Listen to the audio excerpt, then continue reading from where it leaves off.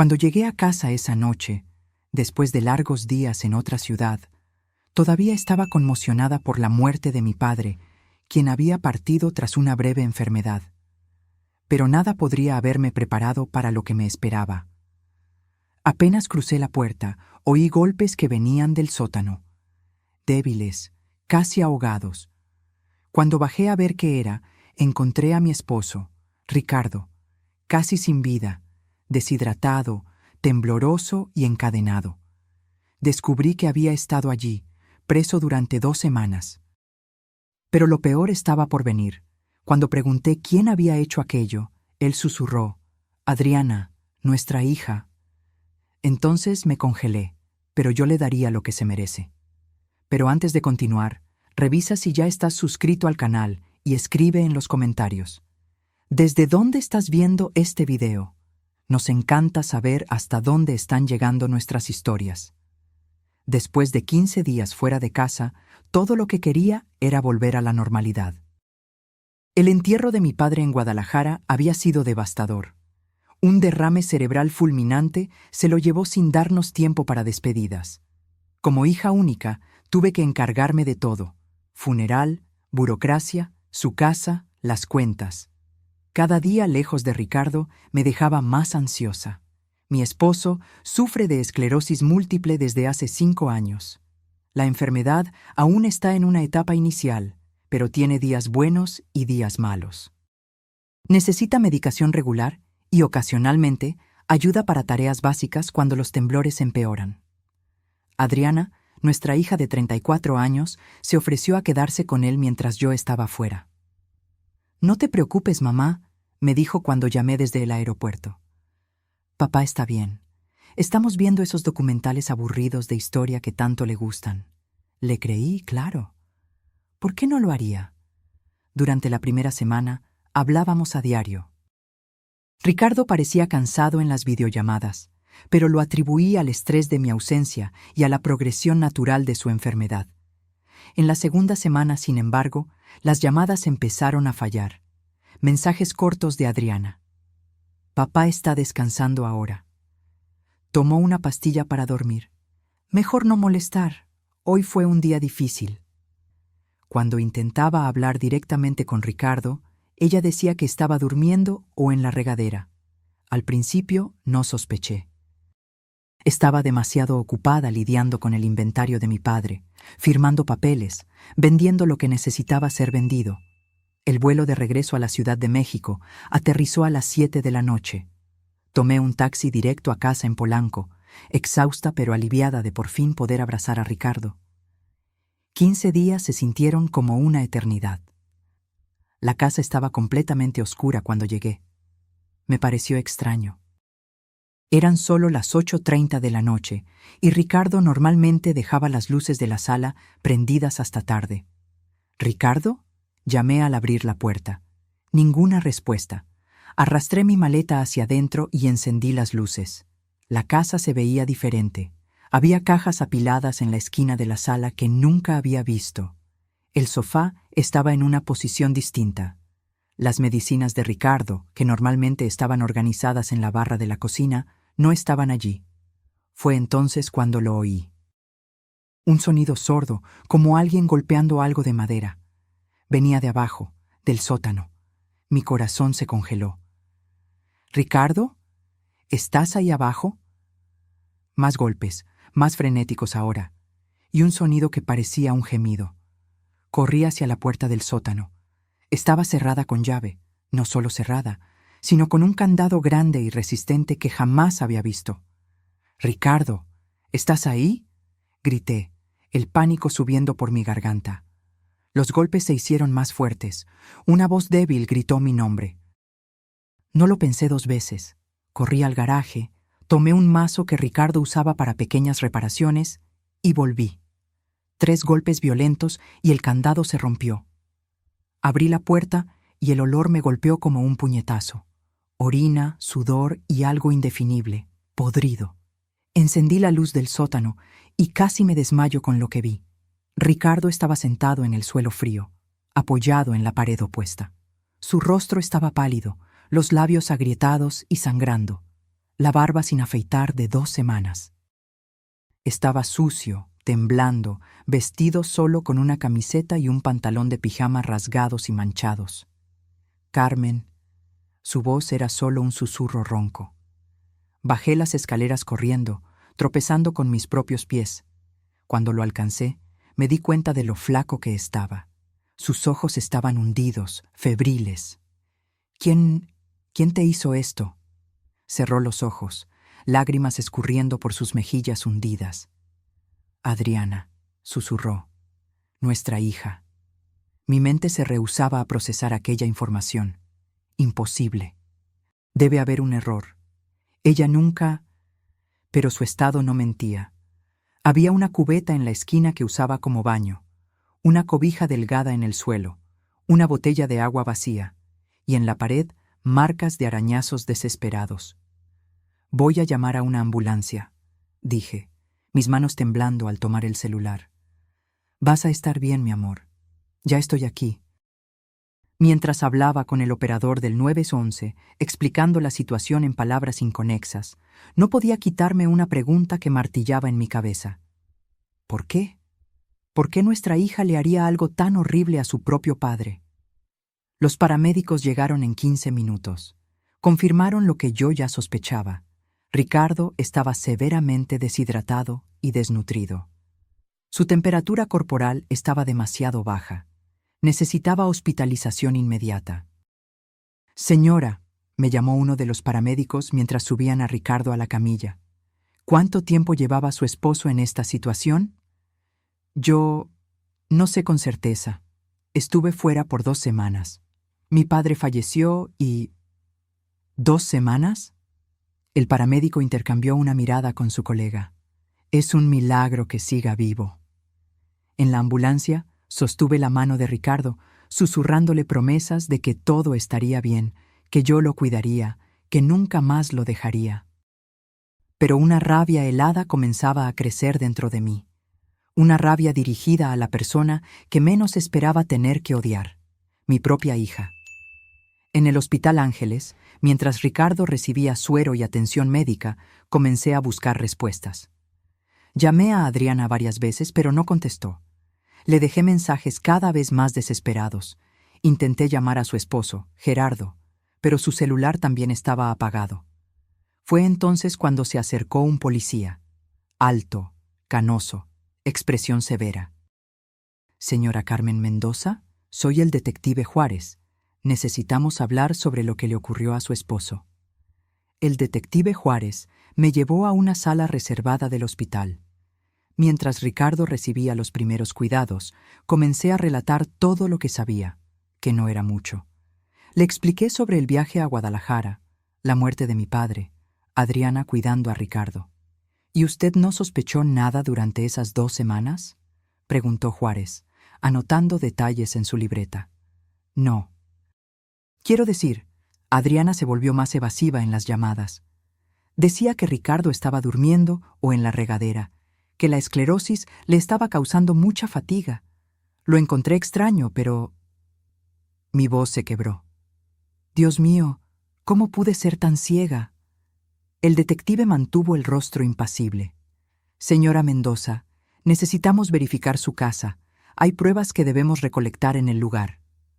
Acepté de inmediato. Quería respuestas tanto como él. Mientras Ricardo era tratado, volví a casa acompañada por el detective y 2 policías más. La casa fue declarada escena del crimen. Tomaron fotos del sótano, del candado roto, de la cubeta, de la cobija delgada. Documentaron todo. Fue cuando comencé a notar otras cosas extrañas. Las medicinas de Ricardo habían desaparecido por completo. Su celular no estaba por ningún lado. Y en el escritorio de la oficina encontramos la laptop de Adriana, olvidada en su prisa. «Detective», llamé, mirando la pantalla. «Creo que debe ver esto». Él se acercó. La laptop estaba encendida, con varias ventanas abiertas, extractos bancarios, transferencias, documentos digitalizados, una carpeta llamada España. «¿Puedo?», preguntó, señalando la computadora. Asentí. En los siguientes 30 minutos, una historia horripilante comenzó a tomar forma. Adriana había accedido a las cuentas bancarias conjuntas mías y de Ricardo.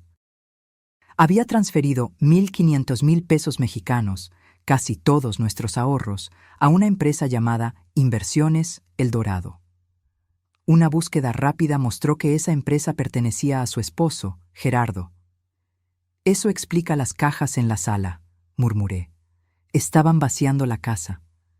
El detective abrió un documento digitalizado. Era un poder notarial a nombre de Ricardo, dándole a Adriana plenos poderes para gestionar sus finanzas y propiedades. La firma de Ricardo estaba allí, pero claramente falsificada, demasiado temblorosa, diferente a su patrón. En la carpeta España había correos electrónicos intercambiados con una inmobiliaria en Madrid, confirmando el alquiler de un apartamento por 6 meses, comenzando la próxima semana. También había reservas de boletos de avión a nombre de Adriana y Gerardo, solo de ida. «Iban a huir», dijo el detective, con la voz fría. Probablemente pretendían vaciar las cuentas, tomar todo lo de valor en la casa y desaparecer. «¿Y Ricardo?», pregunté, mi voz casi desvaneciéndose. El detective me miró con ojos que ya habían visto demasiado en esta vida. Probablemente nunca pretendieron que sobreviviera esas 2 semanas. La comprensión del plan me golpeó como un rayo. Adriana y Gerardo planeaban dejar que Ricardo muriera en ese sótano. Cuando yo regresara, encontraría su cuerpo. En la confusión del luto, tal vez ni siquiera me daría cuenta de inmediato del dinero faltante. Cuando lo hiciera, ellos ya estarían lejos, en otro país. ¿Pero por qué?, lloré, las lágrimas finalmente cayendo a cántaros.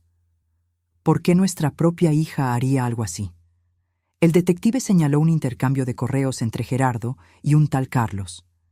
El asunto: inversiones cripto urgentes. Por lo que estoy viendo, el esposo de su hija está metido en algún esquema.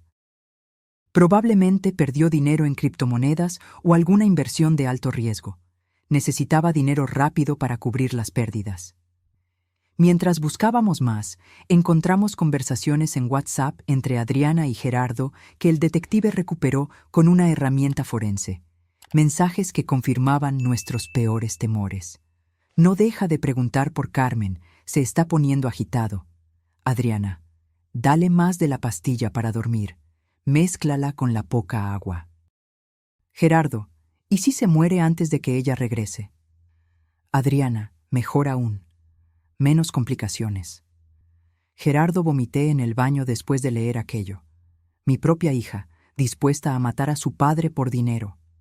La niña que cargué en mi vientre por 9 meses, a quien enseñé a caminar, a quien le sequé las lágrimas cuando se caía y se lastimaba. ¿Cómo era esto posible? El detective Juárez llamó a la central y emitió una alerta de búsqueda para Adriana y Gerardo. «Los encontraremos», prometió. «Con estas pruebas no tienen a dónde huir». Volví al hospital, el cuerpo pesado como plomo, la mente intentando procesar la magnitud de la traición. Ricardo estaba despierto cuando entré en el cuarto, recibiendo suero y medicación. Aún se veía frágil, pero sus ojos estaban más alertas. «Carmen», susurró, extendiéndome la mano. Sostuve su mano entre las mías, besándola suavemente. «Estoy aquí, mi amor. No me iré a ningún lado». «Adriana», comenzó, pero puse un dedo en sus labios. «La policía la está buscando. No te preocupes por eso ahora. Solo descansa, por favor». Cerró los ojos, una lágrima escurriendo por su rostro flaco. «Ella me dijo que tú habías llamado, que tú sabías que yo estaba en el sótano, que tú habías estado de acuerdo». Mi corazón se partió en 1000 pedazos. «No, Ricardo, nunca. Yo no sabía nada. Vine a casa tan pronto como pude, lo juro por lo más sagrado». Asintió levemente, como si ya lo supiera, pero necesitaba oírlo de todas formas. «¿Por qué, Carmen? ¿Por qué nuestra hija?» «Dinero», respondí simplemente. «Querían nuestro dinero». Ricardo cerró los ojos de nuevo. el dolor en su rostro superando cualquier incomodidad física. Aquella noche, dormí en una silla al lado de su cama. Los médicos dijeron que necesitaría quedarse internado por al menos una semana. Desnutrición, deshidratación, hipotermia leve, infección urinaria comenzando. La lista de problemas parecía interminable. Me despertó mi celular vibrando. Era el detective Juárez. Señora Mendoza, encontramos a su hija y a su esposo. Adriana y Gerardo fueron encontrados en un hotel cercano al Aeropuerto Internacional de la Ciudad de México. Se estaban preparando para tomar el vuelo a Madrid a la mañana siguiente. La policía encontró con ellos pasaportes, 15,000 pesos mexicanos en efectivo y joyas. Mis joyas que habían desaparecido de la casa. El detective Juárez me preguntó si quería confrontarlos en la comandancia. Una parte de mí quería gritar que no, que jamás quería volver a ver el rostro de mi hija. Pero otra parte, más fuerte, necesitaba mirarla a los ojos y entender. Sí, respondí. Necesito verla. Ricardo todavía estaba en el hospital, así que le pedí a mi vecina y amiga de muchos años, Sofía, que se quedara con él mientras yo iba a la comandancia.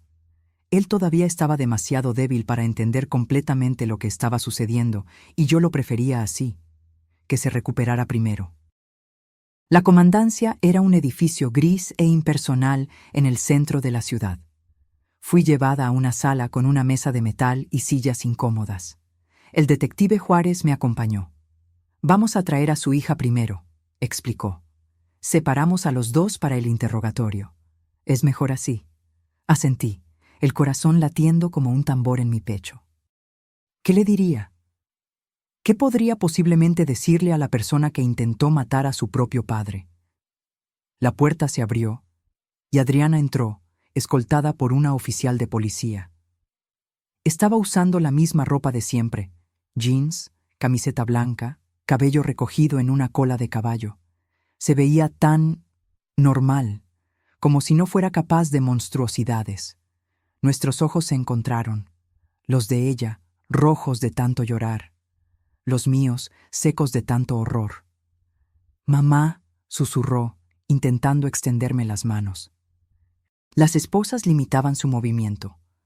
«No me llames así», respondí, mi voz más firme de lo que esperaba. «Perdiste ese derecho». Ella comenzó a llorar, sollozando como hacía cuando era niña, y se lastimaba. Pero esta vez no sentí ningún impulso de consolarla. «¿Por qué?», pregunté simplemente. «Explícame cómo pudiste hacerle esto a tu padre». Entre sollozos, una historia confusa comenzó a surgir. Gerardo tenía problemas con juegos de azar. Había perdido mucho dinero en apuestas en línea y luego intentó recuperarlo todo con inversiones arriesgadas en criptomonedas. Estaba hundido en deudas. Debía dinero a gente peligrosa. «Nos amenazaron con matarnos, mamá», me imploró. «No lo entiendes. Estábamos desesperados». «¿Entonces decidiste matar a tu padre? ¿Esa fue tu solución?» «No era para que muriera», dijo, la voz baja. «Solo necesitábamos tiempo para tomar el dinero y desaparecer antes de que ustedes lo descubrieran». «Lo encerraste en un sótano por 2 semanas, Adriana, sin comida suficiente, sin agua suficiente. ¿Qué esperabas que pasara?» Gerardo dijo que aguantaría, que dejamos agua y comida suficientes. «Mentira», golpeé la mesa, haciéndola saltar. «Tu padre estaba casi muerto cuando lo encontré. El doctor dijo que 1 o 2 días más y habría muerto de deshidratación». Ella bajó la cabeza, los hombros sacudiéndose con los sollozos. «Fue idea de Gerardo. Dijo que necesitábamos el dinero. Que no teníamos elección». «Siempre tenemos elección, Adriana», respondí, la decepción en mi voz más cortante que cualquier grito. «Pudiste haber pedido ayuda, pudiste habernos contado sobre las deudas. Podríamos haber encontrado una solución juntos. Pero elegiste esto». «Lo siento mucho», susurró. «De verdad lo siento». «Sientes mucho que te hayan atrapado», corregí. «Si yo no hubiera regresado antes de Guadalajara, tu padre estaría muerto ahora, y ustedes estarían rumbo a España con nuestro dinero». Ella no respondió. Solo siguió llorando silenciosamente. El detective Juárez, que había estado observando en silencio, habló. Señora Adriana Mendoza está siendo formalmente acusada de tentativa de homicidio calificado, privación ilegal de la libertad agravada, maltrato contra persona vulnerable, fraude y robo calificado. Su esposo enfrenta las mismas acusaciones. La pena para estos crímenes puede llegar a 30 años de prisión. Adriana levantó el rostro, pálida como un fantasma. ¿30 años?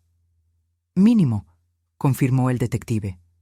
El juez tomará en consideración la crueldad del método, la vulnerabilidad de la víctima debido a su enfermedad y la relación de confianza que se rompió. Sentí una calma extraña envolverme. Voy a testificar en tu contra, Adriana. Le contaré al juez exactamente cómo encontré a tu padre. Mostraré las fotos que tomé de su estado. Mamá, por favor, me imploró, no hagas esto. Fue un error, un terrible error. No arruines mi vida por un error. Tú intentaste arruinar la vida de tu padre de forma permanente, respondí, levantándome. De hecho, intentaste acabar con su vida. Quien le hace esto a su propio padre es capaz de cualquier cosa. Eres una persona peligrosa, Adriana. La oficial se la llevó, todavía llorando e implorando. No miré hacia atrás. El detective me llevó a otra sala, donde Gerardo estaba siendo interrogado. A diferencia de Adriana, él parecía tranquilo, casi indiferente. «Señora Carmen», me saludó cuando entré, como si estuviéramos en una reunión social. «Eres un monstruo», respondí simplemente. Él se encogió de hombros. «Negocios son negocios, nada personal. Intentar matar a mi esposo es muy personal para mí». Gerardo sonrió, una sonrisa fría que no llegaba a los ojos. Su hija inventó ese plan, ¿sabía? Ella sugirió encerrar a Ricardo en el sótano. Dijo que con la esclerosis múltiple, él no tendría fuerza para escapar. Mi sangre se heló. ¿Era mentira? ¿O Adriana era realmente la mente detrás de todo? Miré al detective, que negó con la cabeza levemente, como diciendo, no le crea. Ustedes dos son igualmente culpables a mis ojos, respondí finalmente. Y van a pagar por esto. Cada día de esas 2 semanas les costará años de sus vidas. Salí de la sala sintiéndome exhausta, como si hubiera envejecido décadas en pocas horas. El detective me acompañó hasta la salida. Señora Mendoza, encontramos el dinero que transfirieron, me informó. Está en una cuenta de la empresa de su yerno. Logramos congelar la cuenta a tiempo. Eventualmente, después del proceso, deberían recuperar gran parte. Era un pequeño consuelo, pero mejor que nada. Le agradecí y me dirigí al hospital para quedarme con Ricardo. Los días siguientes fueron un torbellino de actividades. Ricardo permaneció internado, recuperándose lentamente. Los médicos estaban preocupados por el impacto del confinamiento y la desnutrición en su esclerosis múltiple. El estrés extremo podría acelerar la progresión de la enfermedad. Mientras tanto, el proceso criminal contra Adriana y Gerardo seguía su curso. Permanecieron en prisión preventiva, considerados peligrosos y con riesgo de fuga. Un abogado se puso en contacto conmigo, ofreciendo sus servicios para representar a Ricardo como víctima en el proceso. Acepté de inmediato. Quería que pagaran por lo que hicieron. La audiencia de control de detención ocurrió 3 días después del arresto. Estuve presente, sentada al fondo de la sala, observando. Adriana parecía haber envejecido años. Sus ojos estaban hundidos, el cabello despeinado. Gerardo, al contrario, mantenía la postura arrogante, como si nada de aquello fuera realmente importante. El juez negó la fianza para ambos. Las pruebas eran demasiado contundentes, el crimen demasiado atroz. Permanecerían presos hasta el juicio. Mientras salía del tribunal, una reportera me abordó con un micrófono. «Señora Mendoza, ¿cómo se siente sabiendo que su propia hija intentó matar a su esposo?» Me detuve, mirando a la cámara por un momento. «¿Cómo cree que me siento?» «Traicionada». destrozada, como si todo el amor y el cuidado que dediqué a mi hija durante 34 años no significaran nada para ella. Pero ¿sabe qué es peor? Ver a mi esposo, un hombre enfermo que solo necesitaba amor y cuidado, mirarme y preguntar por qué su hija quería que muriera. No tengo respuesta para eso. La reportera intentó hacer más preguntas, pero me alejé. No quería más exposición. Cuando volví al hospital, encontré a Ricardo despierto, mirando por la ventana. Se veía mejor físicamente. La hidratación intravenosa y la alimentación balanceada ya hacían efecto. Pero sus ojos estaban vacíos, sin la luz que siempre los caracterizó, incluso después del diagnóstico de la esclerosis. «Hola», dije suavemente, sentándome al lado de su cama. «Hola», respondió, volteándose hacia mí. «¿Adriana? Va a seguir presa, ella y Gerardo. El juez negó la fianza». Asintió levemente, como si ya lo esperara. «¿Cuánto tiempo?» «Aún no sabemos». El abogado dice que, con todas las acusaciones, podrían ser de 20 a 30 años. Ricardo cerró los ojos, una lágrima solitaria escurriendo por su rostro.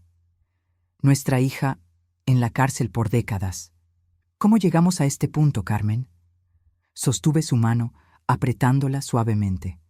No sé, mi amor. Realmente no lo sé. Casi muero ahí abajo, susurró después de un largo silencio. Sabía que iba a morir. Los primeros días gritaba por auxilio, golpeaba la puerta hasta que mis manos sangraron. Después me debilitaba demasiado. El agua se acabó, la comida se acabó. Alucinaba, te veía entrando por la puerta, llamando mi nombre. Tragué el nudo en la garganta. Lamento no haber regresado antes. No es tu culpa, afirmó apretando mi mano. Me salvaste la vida, Carmen. Si hubieras llegado un día después.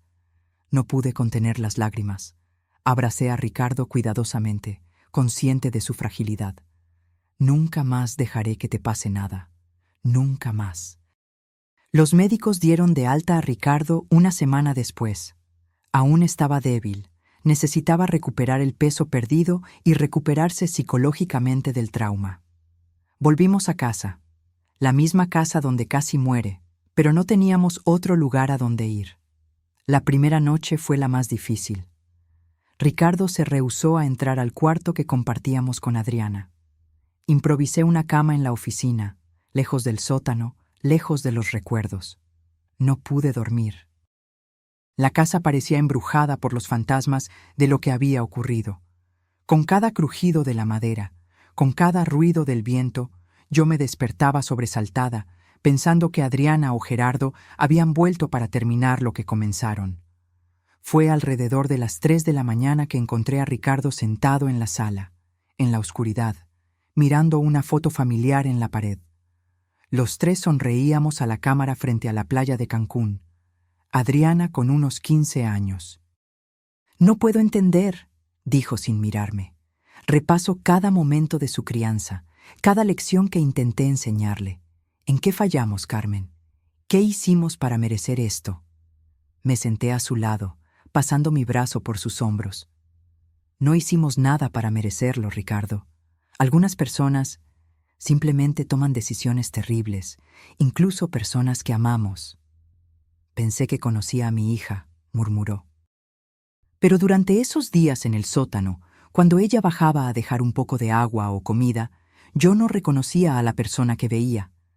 Sus ojos estaban vacíos, como si yo fuera solo un obstáculo a ser removido. El abogado nos visitó al día siguiente. El licenciado Manuel Altamirano, especialista en crímenes contra personas vulnerables. Vino a tomar nuestro testimonio detallado y a explicar el proceso. «Señor Ricardo, señora Carmen», comenzó sentado en nuestra sala, «quiero ser franco con ustedes. Este caso es extremadamente grave. Las pruebas contra Adriana y Gerardo son irrefutables. Además de las acusaciones iniciales, la policía descubrió que planeaban esto desde hace meses». «¿Meses?», repetí incrédula. «Sí. Encontraron búsquedas en la computadora de Adriana sobre cuánto tiempo sobrevive una persona con esclerosis múltiple sin agua y cómo falsificar firmas convincentes. Esto demuestra premeditación de larga data. Ricardo se estremeció a mi lado. Entonces ella planeó matarme por mucho tiempo. Desafortunadamente sí, confirmó el abogado. Y hay más. Descubrieron que Gerardo está involucrado en esquemas de lavado de dinero a través de casas de apuestas en línea. Debía cientos de miles a prestamistas. Probablemente fue el catalizador para el plan. ¿Y nuestro dinero?, pregunté. Como les informó el detective, logramos bloquear la cuenta de su empresa a tiempo. Deberían recuperar cerca del 90% del valor. Pero hay otra cuestión. Dudó. ¿Cuál?, insistió Ricardo. Adriana quiere hacer un trato. Está dispuesta a testificar contra Gerardo, alegando que fue coaccionada y amenazada por él. A cambio, quiere una reducción de pena. Miré a Ricardo, sintiendo la rabia hervir dentro de mí. Ella está mintiendo. Vi los mensajes. Ella participó activamente en el plan. El licenciado Altamirano asintió. Sí, y la fiscalía también lo sabe. Es improbable que acepten el trato en los términos que ella quiere. Pero pensé que debían saberlo. Ricardo permaneció en silencio por un largo momento.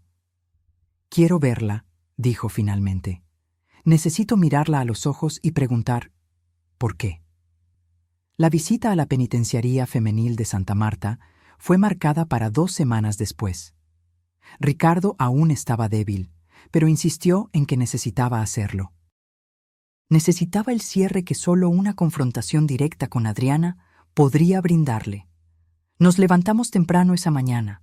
Ricardo apenas había comido el desayuno, con el estómago revuelto de ansiedad. Yo tampoco estaba mucho mejor. Como madre, jamás imaginé que visitaría a mi hija en una prisión. Como esposa, jamás pensé que estaría acompañando a mi esposo a confrontar a nuestra hija sobre un intento de asesinato. La penitenciaría estaba en las afueras de la ciudad, un complejo gris rodeado de muros altos y alambre de púas. Pasamos por el proceso de revisión e identificación, cada etapa acercándonos al momento que tanto temíamos como anhelábamos. ¿Estás seguro de que quieres hacer esto?, le pregunté a Ricardo mientras esperábamos en la sala de visitas. Asintió, sus manos temblando levemente. No sé si por los síntomas de la esclerosis o por el nerviosismo. Necesito entender, Carmen. Necesito mirarla a los ojos. La puerta al otro lado de la sala se abrió y Adriana entró, escoltada por una agente penitenciaria. Usaba un uniforme naranja descolorido que parecía demasiado grande para su cuerpo. Había adelgazado. Su rostro, antes lleno de vida, ahora estaba pálido, con ojeras profundas. Sus ojos encontraron los nuestros y se detuvo por un instante, como si hubiera recibido un shock. Luego, la agente la condujo hasta la mesa donde estábamos sentados y se retiró a una esquina de la sala, dándonos un mínimo de privacidad. «Papá», susurró, la voz embargada.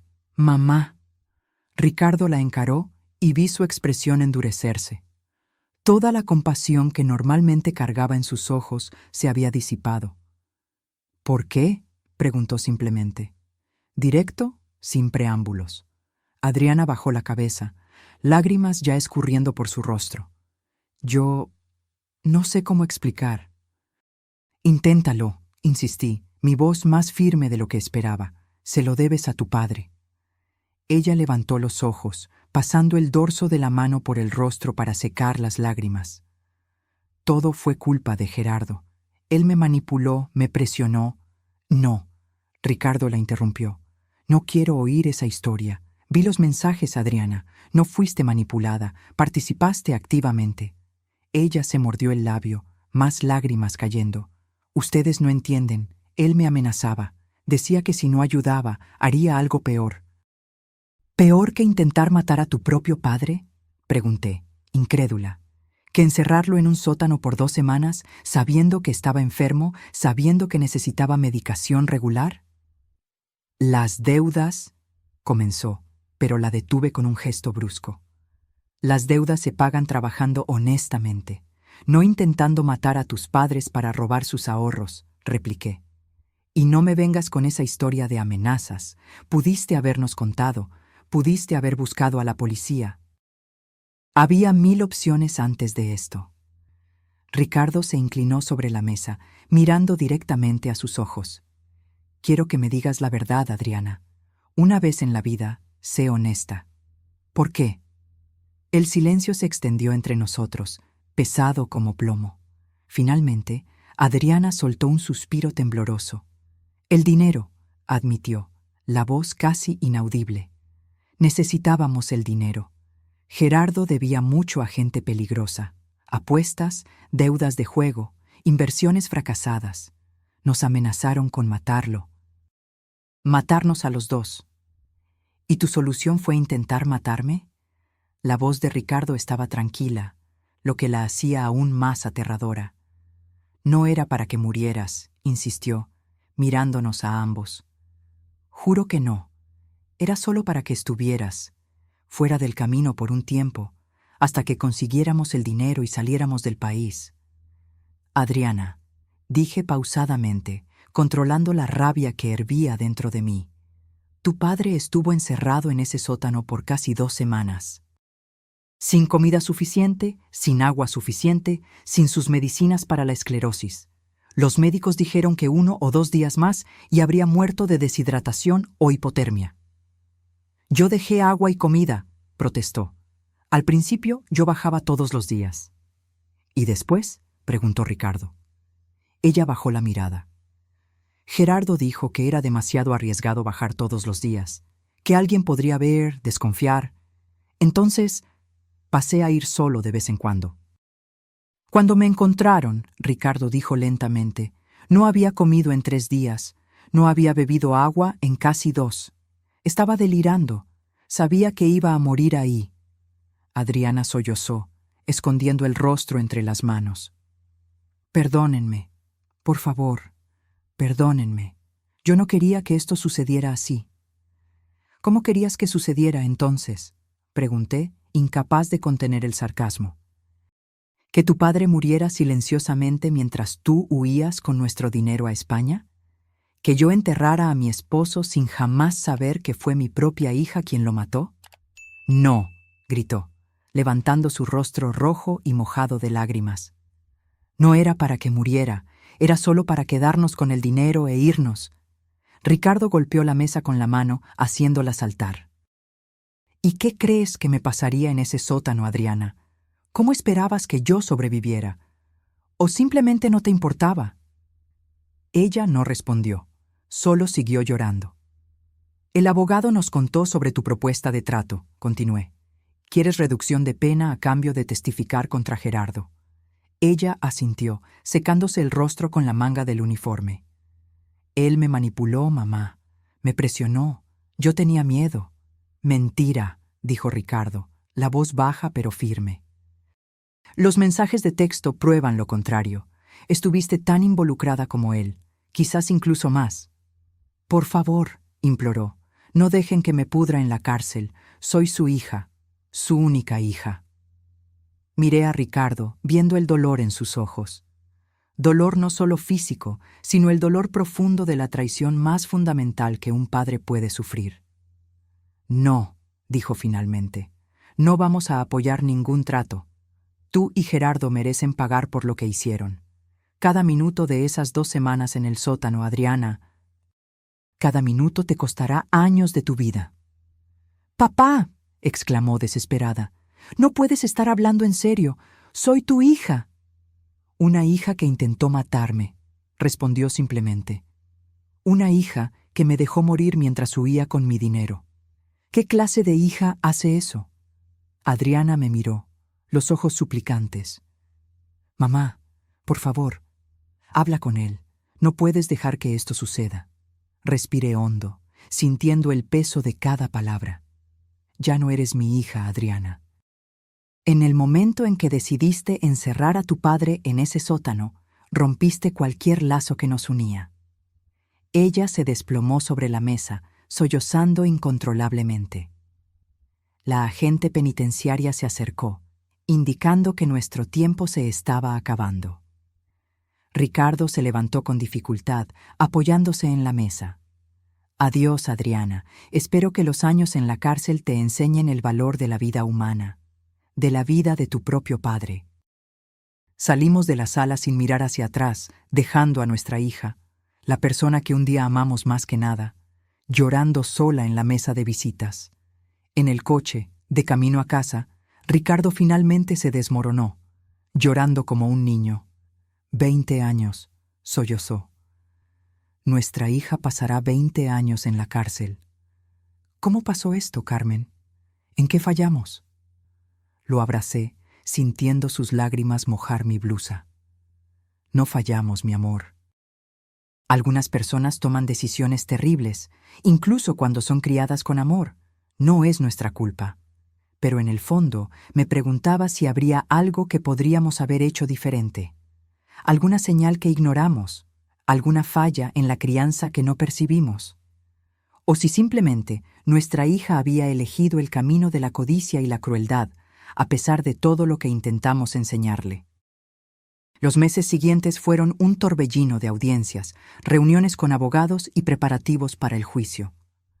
Ricardo mejoraba físicamente, pero la esclerosis múltiple, agravada por el trauma, comenzaba a progresar más rápidamente. Necesitó un bastón para moverse, y los temblores en las manos empeoraron. La fiscal Daniela reunió un caso sólido contra Adriana y Gerardo. Las pruebas eran abrumadoras: los mensajes de texto, los documentos falsificados, las transferencias bancarias, las búsquedas en la computadora de Adriana, el estado del sótano, los testimonios médicos sobre la condición de Ricardo cuando fue rescatado. El juicio fue marcado para marzo del año siguiente, casi 6 meses después del crimen. Durante ese periodo, recibimos llamadas constantes de Adriana desde la prisión. Al principio, contestábamos, oyendo sus sollozos y súplicas de perdón.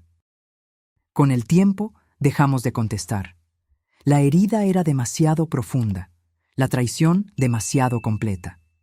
Gerardo, por otro lado, nunca intentó contactarnos. Supimos a través del abogado que él había hecho su propia propuesta de trato a la fiscalía. Testificaría contra Adriana a cambio de reducción de pena, alegando que ella era la mente detrás del plan.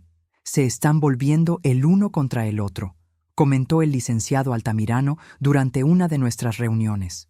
Es común en casos como este. Cada uno intentando salvar su propio pellejo. ¿Y la fiscalía?, pregunté. ¿Aceptará alguno de los tratos? Improbable. Las pruebas muestran que ambos participaron activamente en la planificación y ejecución. La fiscal Daniela está determinada a conseguir la pena máxima para los dos. El día del juicio finalmente llegó. El tribunal estaba lleno. El caso había generado interés nacional. La historia de la hija que intentó matar a su padre enfermo para robar su herencia capturó la imaginación mórbida del público. Nos sentamos en la primera fila, detrás de la mesa de la fiscalía. Ricardo estaba pálido, las manos temblando más de lo normal. Tomó un calmante antes de salir de casa, pero aún así, la ansiedad era palpable. Adriana y Gerardo fueron traídos por separado. Ya no estaban juntos.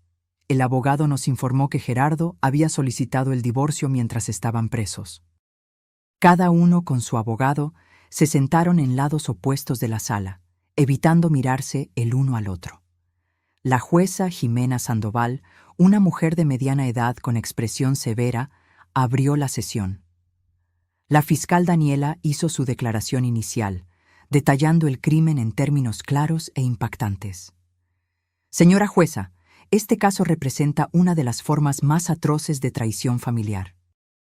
Los acusados no solo planearon robar los ahorros de toda una vida del matrimonio Mendoza, sino que deliberadamente encerraron al señor Ricardo, quien sufre de esclerosis múltiple, en un sótano oscuro e insalubre por casi 2 semanas, con la intención de que no sobreviviera hasta el regreso de su esposa.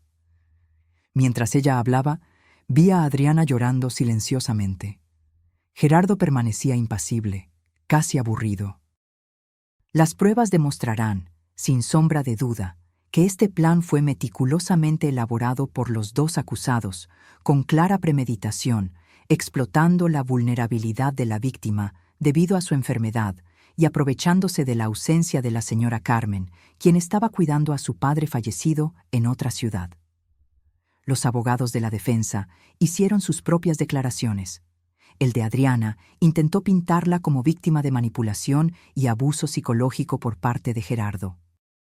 El de Gerardo argumentó que él no tenía conocimiento de la gravedad de la situación de Ricardo en el sótano, creyendo que Adriana estaría cuidándolo adecuadamente. Los testigos comenzaron a ser escuchados. El primero fue el detective Juárez, que detalló la investigación y las pruebas encontradas. Después, los paramédicos que atendieron a Ricardo, describiendo su estado de salud cuando lo encontraron. La víctima presentaba signos severos de deshidratación, desnutrición, hipotermia leve y el inicio de una infección urinaria, testificó uno de los paramédicos. En nuestra evaluación, sin intervención médica inmediata, el paciente no sobreviviría más de 24 a 48 horas. El doctor Rubén del hospital que atendió a Ricardo también testificó, confirmando el diagnóstico y añadiendo que el trauma físico y psicológico había acelerado significativamente la progresión de la esclerosis múltiple.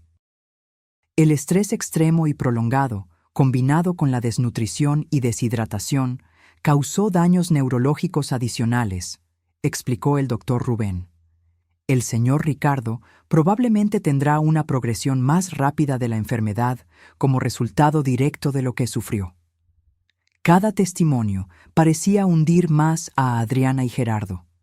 Las evidencias eran irrefutables, detallando no solo el crimen, sino la crueldad y la indiferencia con que fue ejecutado. En el segundo día fue mi turno de testificar. Subí al estrado con el corazón pesado, consciente de que mi testimonio ayudaría a condenar a mi propia hija. Señora Mendoza, comenzó la fiscal Daniela, por favor, describa al tribunal lo que encontró cuando regresó a casa después de su viaje a Guadalajara. Con voz firme, relaté cada detalle de aquella noche terrible. Cómo la casa estaba oscura, cómo oí los sonidos débiles que venían del sótano, cómo encontré el candado en la puerta, cómo rompí la cerradura y encontré a Ricardo, casi muerto, en el suelo frío. Estaba irreconocible, dije, las lágrimas finalmente venciendo mi determinación de permanecer fuerte. Flaco, sucio, deshidratado. Sus labios estaban agrietados y sangrando, sus ojos hundidos. Apenas podía decir mi nombre. Miré directamente a Adriana mientras hablaba. Ella lloraba silenciosamente, el rostro contorsionado en una máscara de dolor, remordimiento verdadero o solo miedo a las consecuencias. Yo ya no lo sabía. La fiscal mostró fotos del sótano y de Ricardo en el hospital. Las imágenes eran impactantes, provocando murmullos en la sala del tribunal. ¿Y qué descubrió sobre la participación de su hija?, continuó la fiscal. Encontramos su laptop en casa, con todas las pruebas, las transferencias bancarias, los documentos falsificados, los mensajes con Gerardo planeando el crimen, los boletos de solo ida para España, las búsquedas sobre cuánto tiempo sobreviviría una persona con esclerosis múltiple, sin agua y comida. Ahí, en el contrainterrogatorio, el abogado de Adriana intentó hacerme admitir que ella pudo haber actuado bajo coacción, que quizás había señales de abuso en su relación con Gerardo que yo habría ignorado. Señora Mendoza, ¿notó algún cambio en el comportamiento de su hija en los meses anteriores al incidente? ¿Señales de que podría estar sufriendo presión o abuso? No, respondí firmemente. Adriana siempre pareció feliz y satisfecha en su matrimonio. Nunca demostró miedo de Gerardo o dio cualquier indicación de que estuviera siendo coaccionada. Por el contrario, en los mensajes que encontramos, ella era frecuentemente la que tomaba la iniciativa en las decisiones. El abogado de Gerardo intentó un enfoque diferente, sugiriendo que yo podría estar exagerando la gravedad de la situación debido al shock y al trauma. Señora Mendoza, ¿es posible que, en su estado emocional alterado al encontrar a su esposo, haya interpretado la situación como peor de lo que realmente era? La fiscal Daniela se levantó de inmediato. Objeción.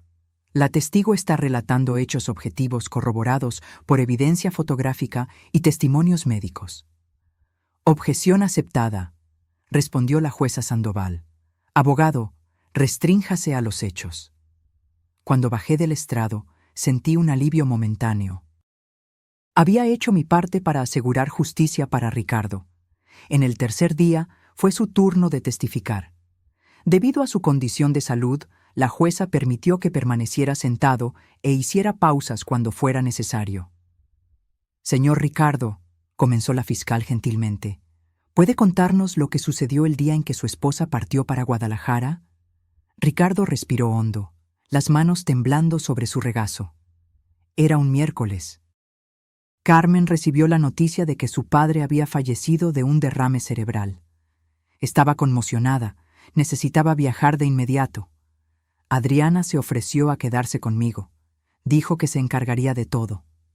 ¿Y qué sucedió después de que su esposa se fue? El primer día, todo parecía normal. Adriana preparó mis comidas, me ayudó con la medicación. El segundo día, dijo que necesitaba salir a arreglar unas cosas con Gerardo. Regresó por la noche, actuando extrañamente. El tercer día, me pidió que bajara al sótano para ayudarla a encontrar unas cajas viejas. Ricardo hizo una pausa, visiblemente perturbado por los recuerdos. La jueza ofreció agua, que él aceptó con gratitud. Cuando llegamos abajo, Gerardo apareció de repente. Antes de que yo pudiera entender lo que estaba pasando, salieron rápidamente y cerraron la puerta. Oí el sonido del candado. Al principio, pensé que era algún tipo de broma de mal gusto. Grité, pedí que me dejaran salir. Nadie respondió. Lágrimas corrían por el rostro de Adriana. Gerardo mantenía los ojos fijos en el suelo. Adriana regresó unas horas después. Me pidió que me estuviera quieto. Dijo que solo sería por unos días, hasta que resolvieran un problema financiero. Dejó agua y algunos sándwiches. Le imploré que me dejara salir. Le expliqué que necesitaba mis medicinas para la esclerosis. Ella prometió traerlas, pero nunca lo hizo. Ricardo describió en detalle los días en el sótano. Cómo el agua y la comida se acabaron. Cómo el frío del concreto empeoraba sus síntomas. Cómo la oscuridad, después de que la bombilla se quemó, lo enloquecía lentamente. Cómo intentó gritar por auxilio, golpear la puerta, hasta que sus fuerzas se agotaron. En los últimos días, yo sabía que iba a morir ahí, concluyó, la voz casi un susurro. Comencé a alucinar. Veía a Carmen, veía a mis padres ya fallecidos. Oraba para que el final fuera rápido. Cuando la puerta finalmente se abrió y vi a Carmen, de verdad, pensé que era otra alucinación. El tribunal entero estaba en silencio. Muchos espectadores e incluso algunos jurados llorando abiertamente.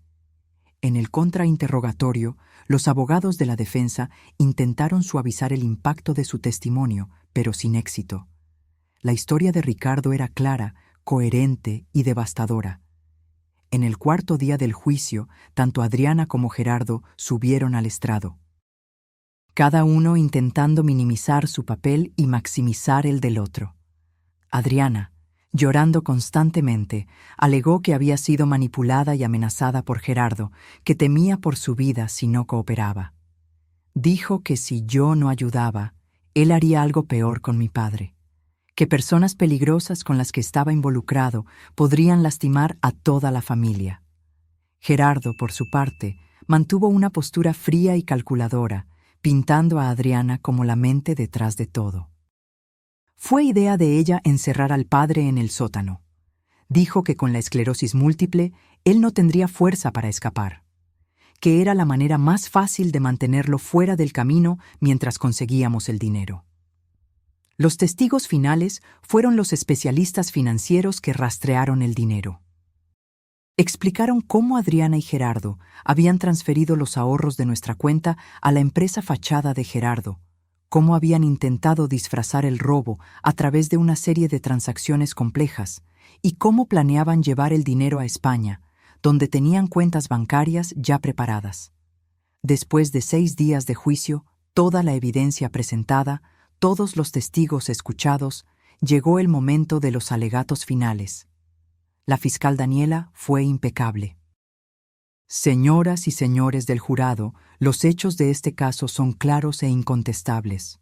Adriana Mendoza y Gerardo Santos planearon meticulosamente robar los ahorros del matrimonio Mendoza, falsificaron documentos, encerraron a un hombre enfermo en un sótano oscuro e insalubre por casi 2 semanas y pretendían huir del país, dejándolo morir. Este no fue un crimen de impulso o desesperación. Fue un acto calculado de crueldad y codicia, perpetrado contra un hombre vulnerable por su propia hija, la persona que debería protegerlo y amarlo. Los abogados de la defensa hicieron lo mejor que pudieron con el caso imposible que tenían.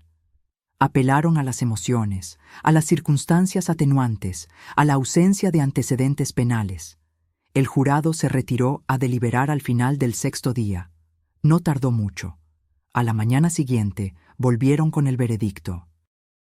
En el caso del Estado contra Adriana Mendoza y Gerardo Santos, anunció el jurado presidente, nosotros, el jurado, encontramos a los acusados culpables de todos los cargos. Adriana se desplomó sobre la mesa de la defensa, sollozando incontrolablemente. Gerardo permaneció impasible. Solo un ligero temblor en la mandíbula delataba alguna emoción. La sentencia sería determinada la semana siguiente. Salimos del tribunal exhaustos, pero con un sentimiento de justicia parcialmente restaurada. Nada traería de vuelta las semanas de tormento de Ricardo, ni borraría el trauma de la traición, pero al menos los responsables enfrentarían las consecuencias. En la audiencia de sentencia, fuimos invitados a presentar declaraciones de impacto de la víctima. Ricardo, aún afectado por el desgaste del juicio, me pidió que leyera la suya. Su señoría, leí con voz firme, aunque mi corazón estaba roto. Hay algunas cosas que un padre nunca espera vivir. Enterrar a un hijo es una de ellas. Testificar contra un hijo es otra.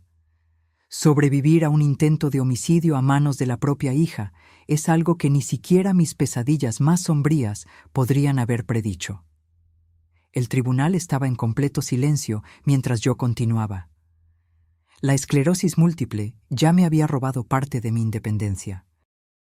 Lo que Adriana y Gerardo me hicieron me robó algo mucho más precioso: mi confianza en la humanidad, mi fe en la bondad inherente de las personas, mi certeza de que el amor familiar es incondicional. Cada día en el sótano, cada hora en la oscuridad, cada minuto sintiendo mi cuerpo fallar mientras la sed y el hambre me consumían, venía acompañado por el conocimiento de que mi propia hija me había puesto allí. Miré a Adriana mientras leía las palabras de Ricardo. Ella lloraba silenciosamente, el rostro enterrado en las manos. Los médicos me dicen que el trauma aceleró la progresión de mi enfermedad, que probablemente perderé la capacidad de caminar independientemente años antes de lo que se esperaría, que los daños neurológicos son permanentes. Pero la verdadera cadena perpetua no es la que su señoría impondrá hoy a mi hija y a su esposo. Es la que ellos me impusieron: vivir con la conciencia de que crié a alguien capaz de tal crueldad. Este es un dolor que ninguna medicina puede aliviar, ninguna terapia puede curar. Terminé la declaración y volví a mi lugar al lado de Ricardo, que lloraba silenciosamente. Sostuve su mano, sintiendo sus dedos temblar entre los míos. La jueza Sandoval escuchó entonces las declaraciones de los acusados. Adriana imploró clemencia, alegando arrepentimiento profundo. Gerardo, sorprendentemente, admitió culpa total, contradiciendo su postura durante todo el juicio. «Me perdí en la codicia», dijo él, la voz quebrándose por primera vez. «Arrastré a Adriana conmigo. La culpa es mía». ¿Un intento de última hora para protegerla? ¿O remordimiento genuino? Era imposible saberlo. La jueza consideró todo por unos momentos y luego profirió la sentencia. Adriana Mendoza, Gerardo Santos, han sido encontrados culpables de tentativa de homicidio calificado, privación ilegal de la libertad con agravante de víctima vulnerable, fraude calificado, falsificación de documentos y asociación delictuosa. Estos crímenes, por sí solos, ya serían graves, pero la naturaleza de su relación con la víctima los vuelve particularmente atroces. Ella miró directamente a Adriana. Señorita Mendoza, al traicionar la confianza fundamental entre padre e hija, usted violó no solo la ley, sino los principios básicos de la humanidad. Su padre, una persona vulnerable debido a su condición de salud, confiaba en que usted lo protegería. En su lugar, usted lo sometió a un sufrimiento cruel e innecesario por ganancia financiera. Volviéndose hacia Gerardo, continuó: Señor Santos, su codicia e indiferencia por la vida humana son igualmente perturbadoras. Aunque no tenía la misma obligación filial para con la víctima, usted participó activamente en un plan que pudo, y casi, resultó en la muerte de un hombre enfermo e indefenso. La jueza respiró hondo antes de anunciar: Considerando la gravedad de los crímenes, la evidente premeditación, la vulnerabilidad de la víctima y la naturaleza de la relación familiar, este tribunal sentencia a Adriana Mendoza a 25 años de reclusión en régimen de prisión. Gerardo Santos es sentenciado a 28 años de reclusión en régimen de prisión, con el agravante de ser el principal beneficiario financiero del esquema criminal. Adriana soltó un grito ahogado. 25 años. Estaría cerca de los 60 años cuando saliera de la cárcel.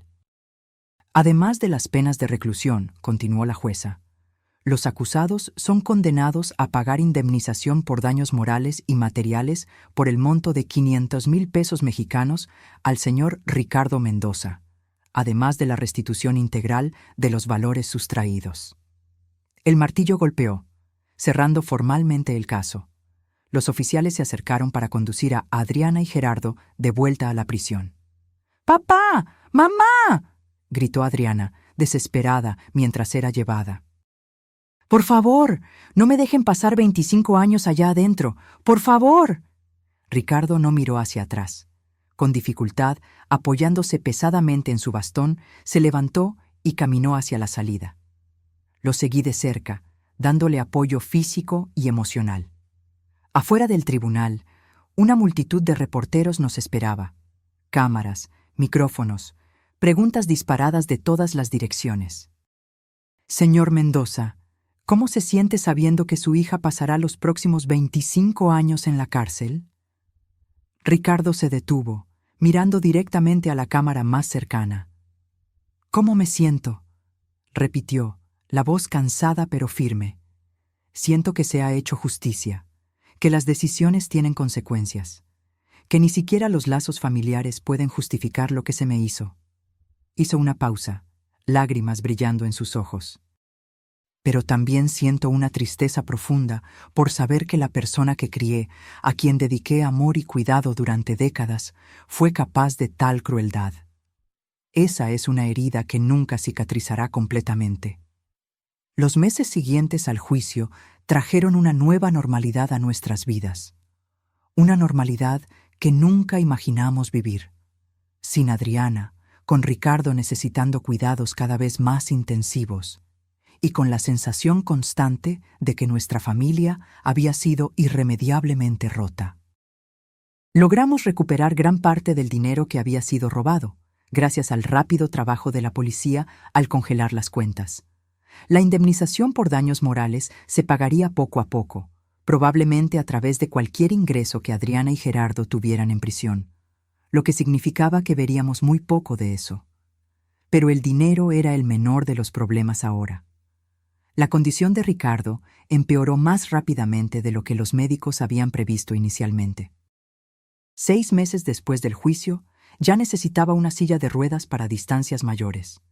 Sus temblores empeoraron, haciendo difícil incluso sostener un tenedor o cepillarse los dientes sin ayuda. Comencé a trabajar medio tiempo para poder cuidarlo, contratando también a una enfermera que venía 3 veces por semana. La casa donde vivíamos, la misma donde Ricardo había sido mantenido prisionero, se convirtió en un recordatorio constante del trauma. Cada vez que él miraba hacia la puerta del sótano, yo podía ver el miedo en sus ojos. Decidimos mudarnos. Vendimos la casa por un precio por debajo del mercado. Nadie quería comprar un inmueble que había sido escenario de un crimen tan notorio. Y compramos un apartamento en planta baja, adaptado para silla de ruedas, en un barrio tranquilo más alejado del centro. En el nuevo hogar, intentamos reconstruir algún tipo de normalidad. Establecimos nuevas rutinas, hicimos nuevos amigos, buscamos terapia para lidiar con el trauma. A veces, en medio de la noche, Ricardo aún se despertaba gritando, reviviendo aquellos días oscuros en el sótano. Yo lo abrazaba hasta que los temblores pasaban, hasta que su respiración volvía a la normalidad, susurrándole al oído que estaba seguro, que yo nunca más lo dejaría. Las cartas comenzaron a llegar cerca de un año después del juicio. Cartas de Adriana, de la Penitenciaría Femenil de Santa Marta. Al principio, las tiré a la basura sin abrirlas. No quería leer sus disculpas, sus justificaciones, su arrepentimiento tardío. Ricardo tampoco quiso saber de ellas. Hasta que un día, casi 2 años después de lo ocurrido, llegó una carta diferente. No era de Adriana, sino sobre ella, de la directora de la penitenciaría. Estimado señor y señora Mendoza, les escribo para informarles que su hija, Adriana Mendoza, ha sido diagnosticada con cáncer de ovario en etapa avanzada. El diagnóstico fue confirmado después de que presentara síntomas severos en las últimas semanas. Los médicos estiman que le quedan entre 6 meses y 1 año de vida. Adriana ha solicitado permiso para verlos. Entiendo la complejidad de la situación y el trauma que su familia experimentó. Respeto totalmente si desean mantener la distancia.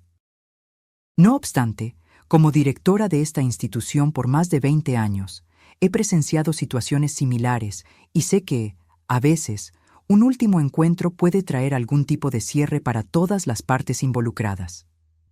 Si desean más información o discutir esta posibilidad, por favor, pónganse en contacto con nuestro departamento social. Atentamente, doctora Marcia Oliveira, directora de la Penitenciaría Femenil de Santa Marta. Leí la carta a Ricardo esa noche, después de la cena. Él se quedó en silencio por un largo tiempo, mirando hacia el horizonte a través de la ventana de nuestra sala. «Cáncer», murmuró finalmente. «Tiene 23 años de condena por delante y ahora tal vez no viva ni uno más». «¿Qué quieres hacer?», pregunté suavemente. Él giró la silla de ruedas para mirarme, sus ojos reflejando una mezcla compleja de emociones: rabia, tristeza, confusión y, sorprendentemente, algo que parecía compasión. «No sé, Carmen. Una parte de mí dice que es solo justicia poética, que merece sufrir como me hizo sufrir. Otra parte...» Su voz falló. «Otra parte recuerda a la niñita de 5 años que sostenía mi mano en el parque, que decía que yo era su superhéroe». Me arrodillé al lado de su silla, sosteniendo sus manos temblorosas. «Cualquiera que sea tu decisión, estaré a tu lado». Pasamos semanas discutiendo, reflexionando. Ricardo habló largamente con su terapeuta sobre el asunto. Leí más cartas de Adriana, que ahora mencionaban su enfermedad, su miedo, su deseo de ver a sus padres una última vez. Al final, la decisión fue de Ricardo. En una mañana lluviosa de abril, casi 3 años después del crimen, condujimos hasta la penitenciaría. El procedimiento para entrar ya era familiar: identificación, revisión, escolta hasta la sala de visitas. Pero esta vez, la persona que esperábamos ver era casi irreconocible. Adriana estaba flaca, muy flaca. Su cabello, antes largo y brillante, estaba corto y ralo, evidencia de la quimioterapia. Su piel tenía un tono amarillento, los ojos hundidos en ojeras profundas. Parecía haber envejecido décadas en solo 3 años. «Papá», susurró cuando Ricardo entró en su silla de ruedas. «Mamá». Nos sentamos en lados opuestos de la mesa, un silencio pesado entre nosotros. «¿Qué se le dice a la hija que intentó matarte, que ahora está muriendo?» «Gracias por venir», comenzó, la voz débil. Sé que no lo merezco. Ricardo la estudió por un largo momento. ¿Por qué pediste vernos, Adriana? Ella respiró hondo, una respiración que parecía causarle dolor. Porque estoy muriendo. Y no quiero morir cargando todo este peso sin al menos intentar explicar, sin al menos decir personalmente cuánto me arrepiento. El arrepentimiento no cambia lo que pasó, respondí, más duramente de lo que pretendía. Lo sé. Ella asintió, lágrimas silenciosas escurriendo por su rostro demacrado. Nada de lo que diga o haga puede cambiar lo que hice. No estoy pidiendo perdón. Solo comprensión, tal vez. Ricardo se inclinó ligeramente hacia adelante. Entonces explícanos, Adriana. Ayúdanos a entender cómo nuestra hija se convirtió en alguien capaz de hacer lo que hiciste.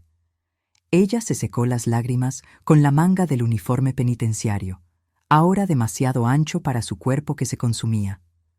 Comenzó con pequeñas mentiras, dijo. Gerardo perdiendo dinero en apuestas. Yo encubriéndolo, escondiéndoles la verdad a ustedes. Luego, las deudas crecieron. Él comenzó a involucrarse con gente peligrosa. Traficantes, prestamistas. Hizo una pausa, su respiración difícil. Un día lo encontré buscando países sin tratados de extradición.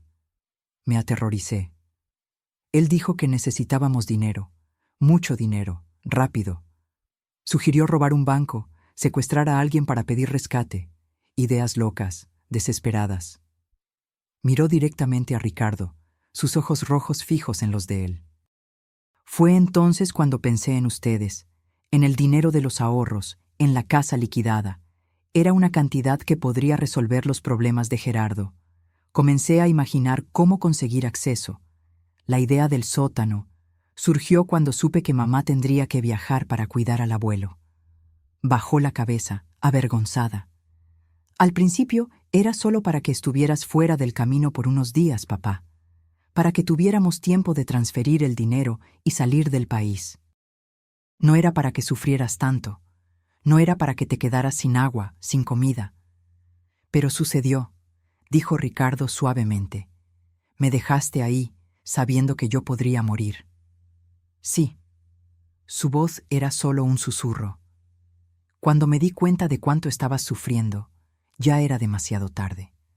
No podíamos simplemente liberarte. Nos denunciarías. Entonces, continué, cada día se hacía más fácil ignorar tus súplicas, ignorar lo que estábamos haciendo. ¿Cómo puede una hija hacerle eso a su propio padre?, pregunté, la incomprensión aún atormentándome después de tantos años. Adriana levantó los ojos, rojos de lágrimas. No tengo una respuesta que tenga sentido, mamá. Creo que eso es lo que más me asusta. ¿Cómo pude transformarme en ese monstruo?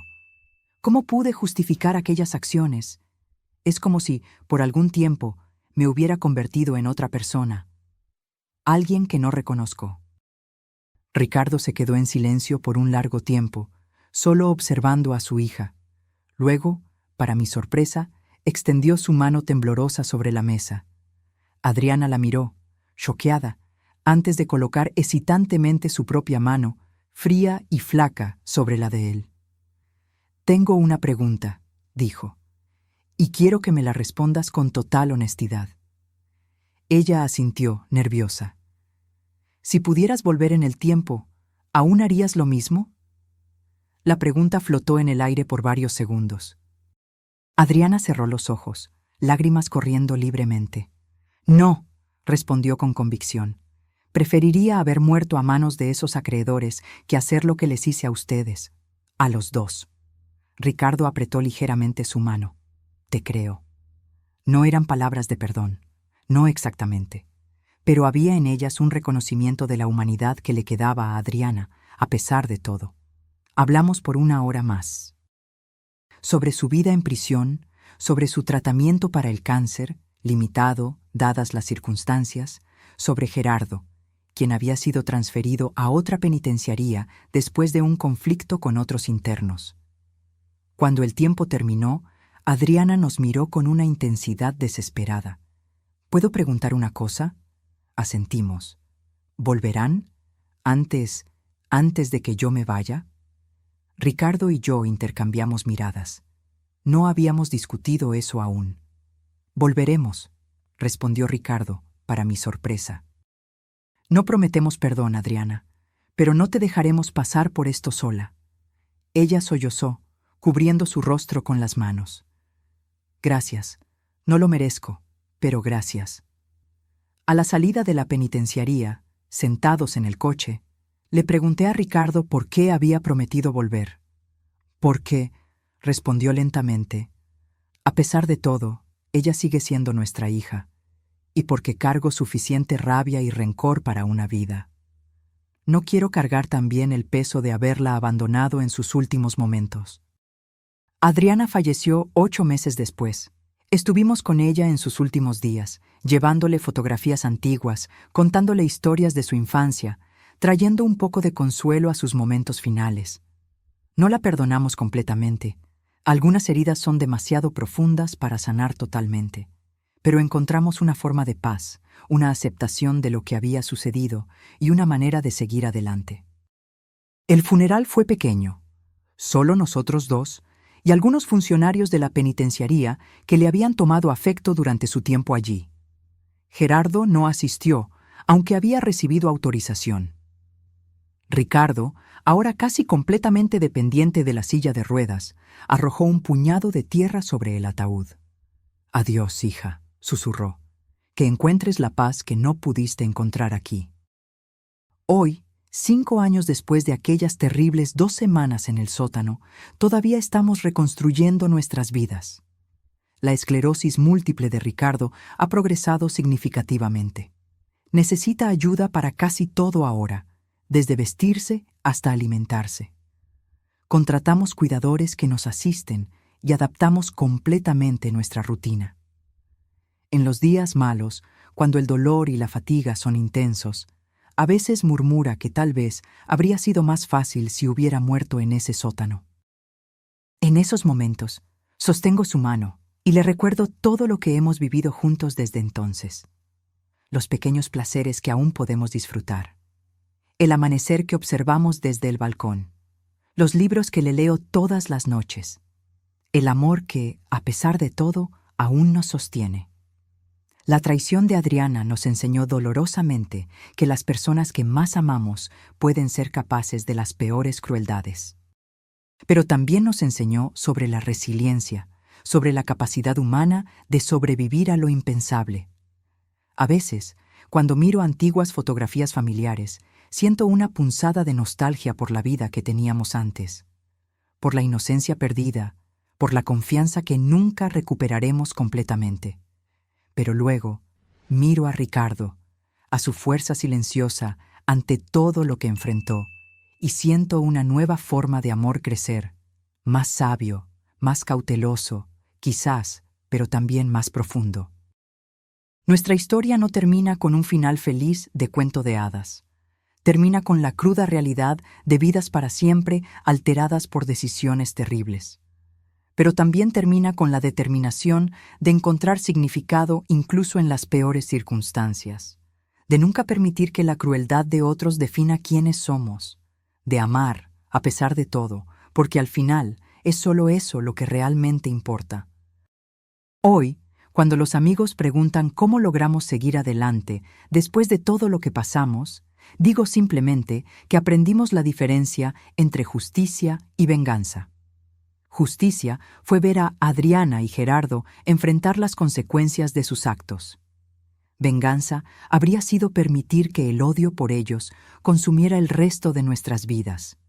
Elegimos la vida. Imperfecta, dolorosa a veces, pero nuestra. Y en esa elección encontramos nuestra propia forma de liberación. Ahora, si te gustó esta historia, haz clic en suscribirse y dime en los comentarios qué parte te dejó con la boca abierta. Y no olvides hacerte miembro para tener acceso a videos exclusivos que no subo aquí. Te espero allá.